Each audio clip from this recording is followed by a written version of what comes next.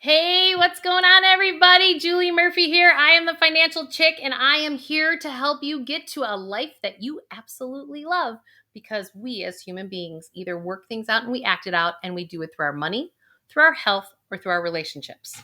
So don't forget to hit that subscribe button, like, and that notification bell because I am going to be giving you so many tips and tools that you're going to want to keep coming back because I guarantee you it's never the way that you've looked at finances because I'm going to guarantee that you bring your heart and your smart brain along for the ride. All right. So today, I want to help you with how do we get past financial overwhelm? And I don't care if you have lower amounts of income or higher amounts of income. I am here to tell you that everybody at some juncture has some kind of financial overwhelm. It's been interesting to me in this time period that we're living these days, how many people are going through transition. Who's with me? I mean, even myself, huge volumes of transition, having to think outside of the box and how to redesign the company and how to get things, out there. How do I continue to pay the alimony that I pay and raise four kids and half the time they're out of school because of quarantines and yada yada yada yada and still keep everything moving forward to a life that I love. It's a lot.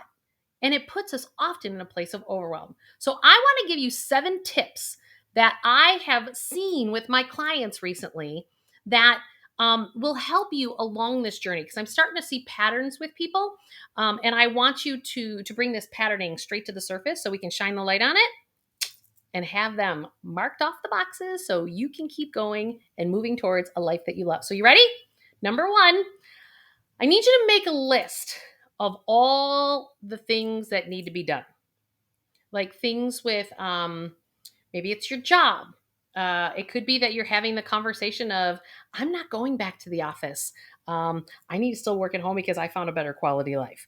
And you're not really sure exactly how they have the conversation. And you're afraid because how does this affect you financially? What is that going to do to my paycheck? Because I really need all of you as we're making this list to step into your financial empowerment. And what do I mean by that? It's about making choices that are aligned with not only your head, but also your heart. And if you have a knowing that you really don't want to go back to the box that you used to live in with your job or with your kids or with your family, whatever that is, all this disruption going on around the world right now is challenging you to get really clear of what's important to you and what's not important to you and how financially then do you shift to all the things that you love and drop like a hot potato all those other things. So the first thing I need you to do is I need you to make a list of all those things, whether it's like your kids' college funding or helping out family members or your job or that you have a leaky container and you're bailing out people in your relationships financially. So make a list of all those things that seem to be hot buttons for you right now that directly or indirectly affect you financially. Okay, that's number 1. And trust me, when you write them down, it's going to be like a snowball. It's going to be like, oh, this one, and this one, and this one, and this one. And in this process of writing down this list, I guarantee you are going to wind up editing yourself and trying to negotiate things away. So try to have, actually, don't try, just do. Have your edit button turn off. I just want you to brainstorm and make that list. And we'll get to editing it in a little bit, which actually brings me to step number 2. I want you to take this list and I want you to look at what is it that you can kick the can on until the first quarter of next year or the second quarter of next year. So in essence, step number 2 is prioritizing that list. So once you've made the list, now that's making you feel financial overwhelm, whether it's the job or the family or the kids, whatever it is, then I want you to prioritize that list. What are the ones? Keep it simple. How about, remember when you were a kid and used to play that game, red light, green light, stop? Let's do the same thing. Because your financials can be fun too. There's no reason in the world why you can't have fun with your finances, right? So what's on the red list that's like hot red? You got to do it right now. What's the yellow list?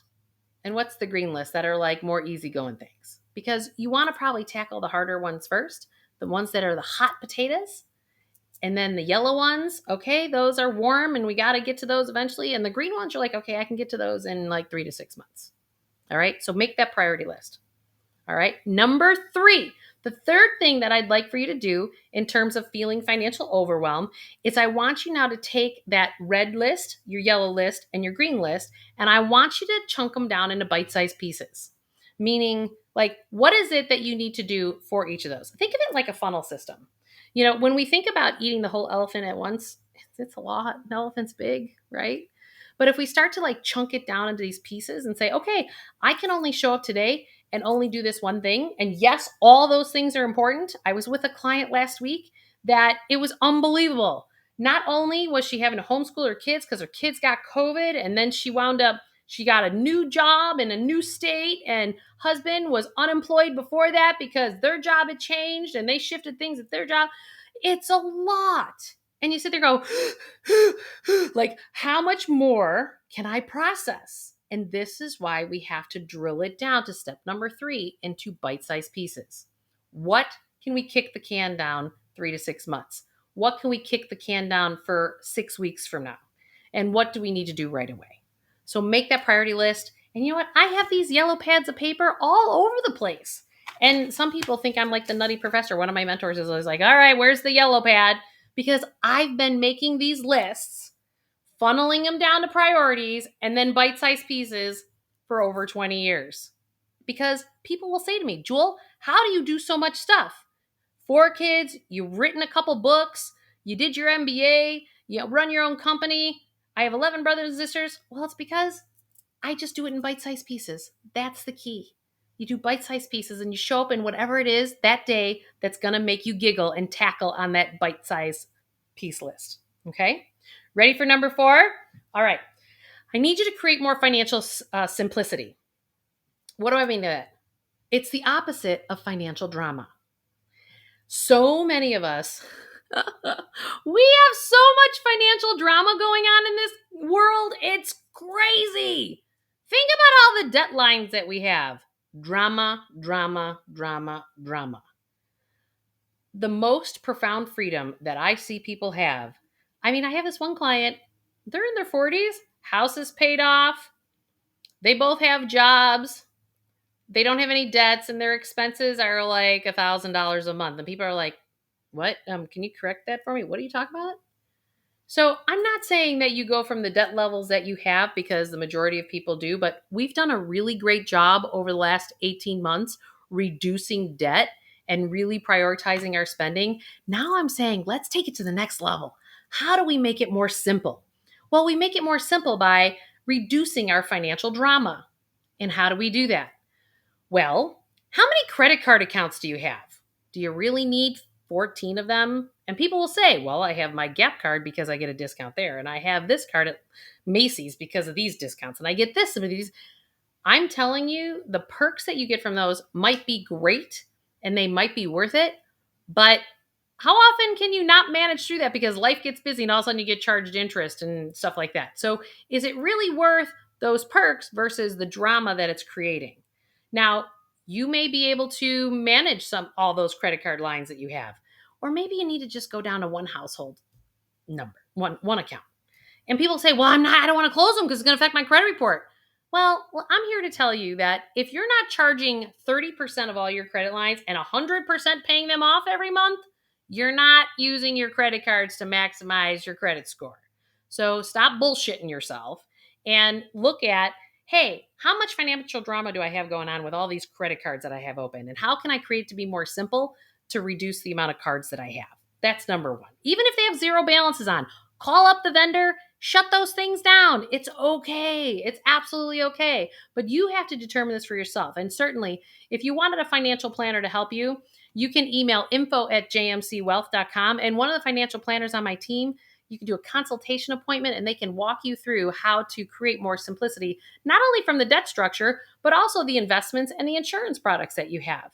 It is unbelievable to me how many people I sit in front of and I say, well, why is it that you have the products that you have? And they have no idea.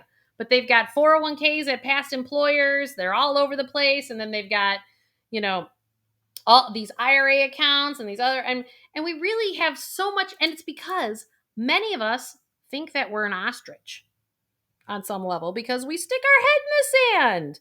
We stick our head in the sand, and then we create all this complexity with our finances, and it really could actually be much more digestible and palatable. And certainly, I'm also giving away my book for free, awakenyourwealthbook.com. You just have to pay for your own shipping. There's lots of tips and tools of how to create more simplicity in your life around your finances to get to a life that you love, because it doesn't need to be hard. We make it harder by actually sticking our head in the sand and not actually addressing this. And I just did a video about how do we bring our heart along with our finances. And that's another piece. Part of the simplicity is really applying who you are, what you're all about, to why you have the products that you have. This also creates more simplicity. All right, number 5, are you ready? I need you to ask yourself that why behind all those products. Because most people I meet don't know their why behind their financial products. Like, why do you have the life insurance that you have? Well, if I have a life insurance policy on my life, the why should not be asked to me because I'm dead. Seriously. How many of you guys have bought life insurance and you've made the decision yourself, and the people who are going to get the cash, you never even asked the question to, going, if I'm dead and gone, what would you like? Seriously? When I so often I see this with couples. Like, the man will say, well, I bought $2 million or $1 million of insurance. I'm like, so why? Well, so when I'm dead, she has it. And I say to the wife, I go, do you want $1 million when he dies? And she's like, like, she has no idea a concept of that. So then I walk them through, like, do you want the mortgage paid off? Do you want, go to juliemurphy.com. I have all kinds of worksheets to work through all these questions on. But, what do you want his paycheck for so long? Do you want your college funding for your kids? Do you want your mortgage paid off? All these questions that you can ask yourself to define your why behind why you're doing what you're doing. Okay. So there's lots of tips and tools. And I also have those in my book, Awaken Your Wealth, a lot of those questions. Number 6, I need you to get off of autopilot, because we have our paychecks that go into our checking accounts, and we're not actually increasing our awareness that way. It's an indirect way of being an ostrich, because we have money going in and then stuff going out, and we're like, whoop, whoop, whoop, whoop. And that can work as long as you're actually looking at your awareness. So when we have things all on autopilot, think of like all the little $7 ClickBank things that go on your credit card every month. That's not necessarily what you still want to have in your life. Maybe you do, maybe you don't. And it was funny. Like, I had something on my credit card and I was like going, I couldn't even remember what it was for because it was something I didn't even access. And I was like, what is that still doing on there? And I teach this stuff. So if it's happening to me, I guarantee it's happening to you. And so getting off autopilot at least once every 3 months to say, hey, am I still doing the things that I want to do financially? Because that will reduce your financial overwhelm, because we're running so hard and so fast in life that we're not actually looking at the reality that it is that we're creating. Okay, so take it one step at a time. Number 7, I want you to increase your financial awareness and clear that deck, right? You increase your financial awareness by, if you're one of those people that don't open up the envelopes, I need you to open up the envelopes. I need you to feel your feelings of the reality that you've created in your financial life. And many of you may sit here and think on, well, I didn't create this. My spouse did this. My employer did this. And about the economy and the pandemic and What story are you telling yourself? Because that story is keeping you financially trapped, and that story is keeping you in your financial overwhelm. So it's about reducing the financial stories that we're telling ourselves, increasing our awareness by saying, I'm going to open up those credit card envelopes and those investment envelopes. And when the stock market's down, you're looking at your 401k and you're looking at it and you're going, holy crap, I didn't like that. And are you in alignment with your right brain and your left brain, your emotions and your logic? Are your investments actually? So we get overwhelmed when we don't allow our financial reality to actually land in our physical systems. So I certainly hope that was helpful to get you past this state of financial overwhelm. When you get there, some little tips and tools that you can get to a different place, a place of financial stability, And don't forget to hit that subscribe button, the like and notification bell, so that I can help you continue to get to a life that you love along the way. Thanks, everybody. Talk to you soon. Bye.